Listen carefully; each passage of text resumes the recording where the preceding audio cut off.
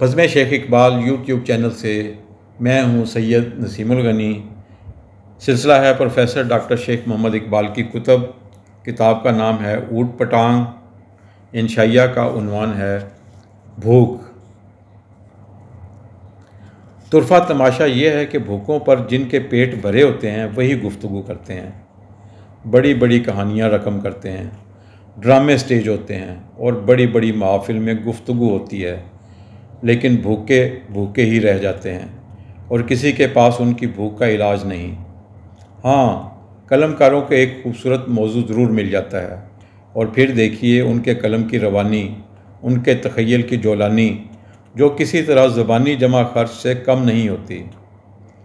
बहर कैफ भूख भूख होती है, बड़ी ही खौफनाक। वैसे पेट हमारा भी भरा रहता है, बल्कि हम अपने पेट की पूजा ही में लगे रहते हैं।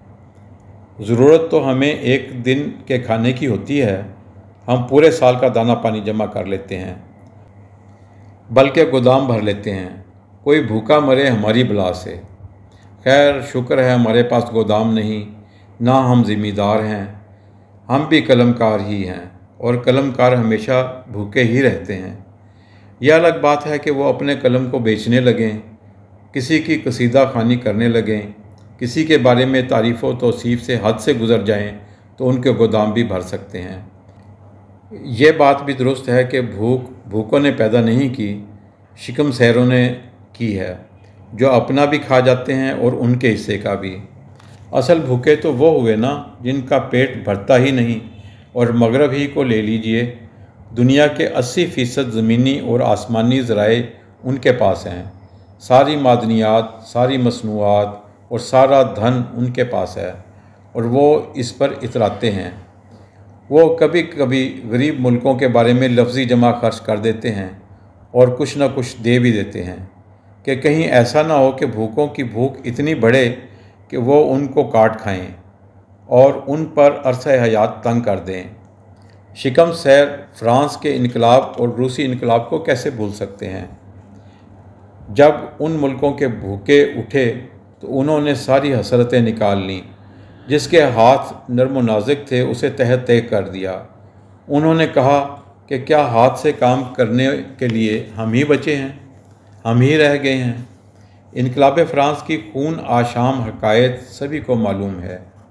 यही वजह है कि ख़जाने पर बैठे हुए सांप कभी कभी खौफज़दा हो जाते हैं, कहीं उनके सर पे डंडा ना आन लगे और उनकी जान जाने आफरीन के सुपुर्द ना हो जाए।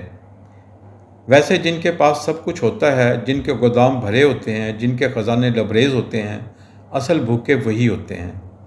अपने सियासतकारों को ले लीजिए, अशराफिया की बात कर लीजिए और अपने वडेरों के किस्से सुन लीजिए। उनकी भूख रोटी की नहीं होती, बल्कि खनकते हुए सिक्कों की होती है। सिक्के भी अरबों और खरबों होने चाहिए। उनकी ज़बानें तही दस्तों की बात करते नहीं थकती। उन्हें वही खौफ रहता है जिसका ज़िक्र हम कर रहे हैं। हकीकत यह है कि बाज़ औक़ात यूँ लगता है कि भूख हज़ारों रूप, हज़ारों शक्लें इख्तियार कर लेती है। दौलत की भूख तो आम भूख है, आप जिनसी भूख के बारे में क्या कहेंगे। ये सारे किस्से कहानियाँ आपको मालूम हैं। फ्राइड ने इन भूखों की नफ्सियात पर सैर हासिल गुफ्तगू की है। वो कहता है, और ठीक ही कहता नज़र आता है, कि जब कोई बच्चा पैदा होता है तो जिनसी भूख भी साथ लेकर आता है। इस तरह जिन्स के मारे भी जिनसी ख्वाहिश के लिए हमा वक्त तरसते रहते हैं। खैर इसे छोड़िए, हमें किसी नफ्सियाती मसले पर गुफ्तगू नहीं करना। हमें क्या मालूम कि नफ्सियात का गोरख धंधा क्या होता है। ये फ्राइड जाने, एडलर जाने, योंग जाने और जाने कौन कौन जाने। हम तो अनजाने में ही सब कुछ करते रहते हैं। हमारा अनजानापन उनके जानने से बाज़ औक़ात सबकत ले जाता है। जिन्स की भूख को दफ़ा कीजिए, गंदी बातें नहीं करते। चलिए छोड़िए। भूख की एक किस्म शोहरत की भूख भी है। ये शोहरत के भूखे जाने क्या क्या पापड़ बेलते हैं और किस किस से मतलब बरारी करते हैं अपना कद बढ़ाने के लिए। ये तो सुना था कि बड़ी एड़ियों वाली जूतियाँ उस वक़्त मर्ज़ वजूद में आई थीं जब किसी ने किसी खातून की पेशानी पर बोसा लिया था। ये ऊंची एड़ी वाली जूतियाँ सब पहनते हैं, जिन्हें बोसे की ज़रूरत नहीं होती वो भी पहनते हैं। उन्हें शोहरत का बोसा चाहिए होता है। वो चाहते हैं कि लोग उनकी बुलंदोबाला शख्सियत को चूमें, सजदे करें, तारीफ़ के पुल बांधें। लेकिन इन भूखों की भूख बदस्तूर कायम रहती है। भूख की एक किस्म और भी है, और वो भूख होती है ख्वाहिशात की, बुलंदोबाला ख्वाहिशात, सब कुछ समेटने की ख्वाहिश, दूसरों पर अरसा हयात तंग करने की ख्वाहिश। ये वही ख्वाहिश है जो मुजरमों पर भूखे शेर छोड़कर बुझती है, या रीछ पर कुत्ते या मुर्गे से मुर्गा लड़ाने की ख्वाहिश। ये ख्वाहिश किसी को अजियत देकर पूरी होती है। मज़ा आता है कि कैसे खून बह रहा है, कैसे हड्डी बोटी अलग अलग हो रही है। आपने बैलों की कुश्ती तो देखी होगी, और बॉक्सिंग भी कमाल की शय है। किसी का नाक टूटे, किसी के होंठ से खून बहे, कोई चित ज़मीन पर गिर जाए, बेहोश हो जाए, उधर तालियां ही तालियां, वाह वाह क्या शानदार खून बह रहा है, बड़ा मज़ा आया। लेकिन ये भूखे नहीं जानते, चलिए छोड़िए, हमें क्या, हम तो भूख का जिक्र कर रहे हैं। वैसे भूख किसी के बस में हुई भी नहीं। कितने आसमानी सहीफ़े आए, कितने मुस्लिहीन ने वाज़ो पंथ के दफ्तर खोले, कितने उलमा व फज़ला ने अपनी तकरीरों और तहरीरों से अखलाकियात के दर्स दिए। लेकिन इंसान शायद वहीं है जहाँ था, क्योंकि वो अज़ली अब्दी भूखा है, उसकी भूख नहीं मिटती। वैसे कान में कह दूँ, ये भूख हमें शायद जद्द अमजद से मिली है। चाहे उसकी भूख मसनूई हो या लाशऊरी, लेकिन भूख कहलाएगी। पहले इंसान को यानी आदम अलैहिस्सलाम को सब कुछ अता कर दिया गया था।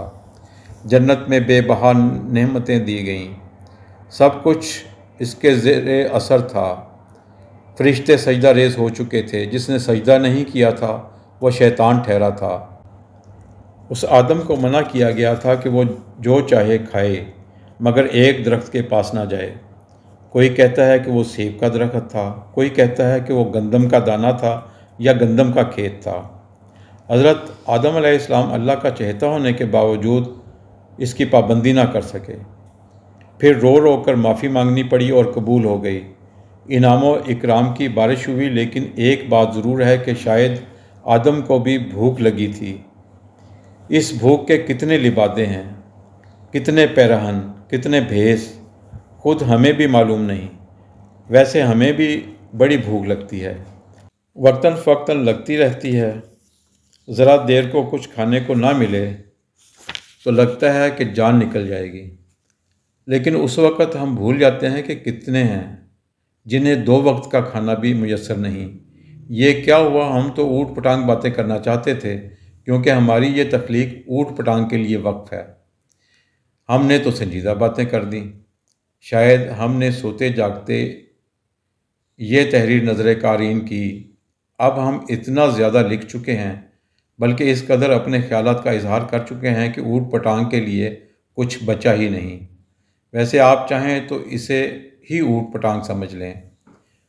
वो पढ़ा है ना आपने कि एक जवान 320 किलो का हो गया, पर उसकी भूख नहीं मिटी और जान दे दी। वो भूखा तो नुमायाँ हो गया था, लेकिन कितने भूखे हैं जिनका सुराग लगाना ही मुश्किल है।